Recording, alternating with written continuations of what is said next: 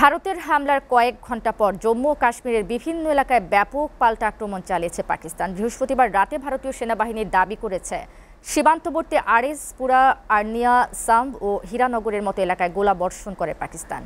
পাশাপাশি কাশ্মীরের শীতকালীন রাজধানী জম্মুতে বিমান হামলার অভিযোগ তুলেছে ভারত।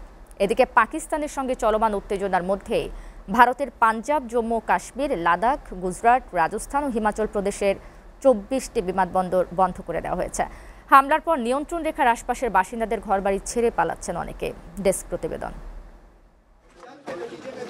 বৃহস্পতিবার রাতে ভারতীয় সেনাবাহিনী দাবি করেছে সীমান্তবর্তী আরএসপুরা, আর্নিয়া, সাম্বা ও হিরণনগরের মতো এলাকায় গোলাবর্ষণ করেছে পাকিস্তান। পাশাপাশি কাশ্মীরের শীতকালীন রাজধানী জম্মুতে বিমান হামলার অভিযোগ তুলেছে ভারত।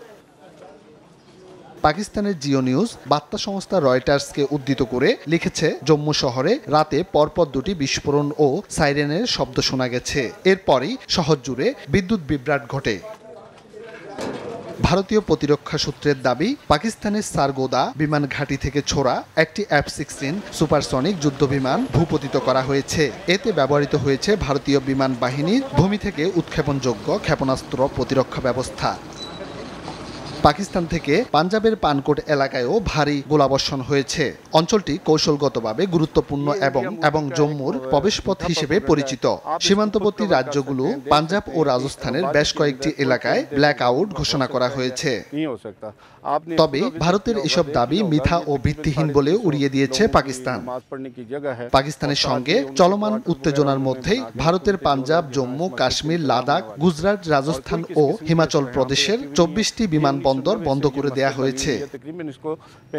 এদিকে বৃহস্পতিবার রাতে ভারতের সেনাবাহিনী দাবি করেছে কাশ্মীরের উধমপুর ও পাঞ্জাবের পানকোটের ৩টি সামরিক স্থাপনায় ক্ষেপণাস্ত্র ও ড্রোন দিয়ে হামলা চালিয়েছে পাকিস্তান।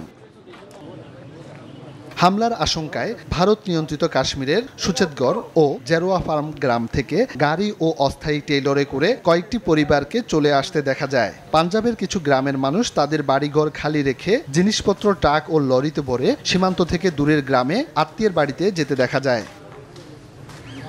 এদিকে পাকিস্তানের সঙ্গে উত্তেজনার মধ্যে ভারত তার টেরিটোরিয়াল আর্মি মোতায়েনের সিদ্ধান্ত নিয়েছে।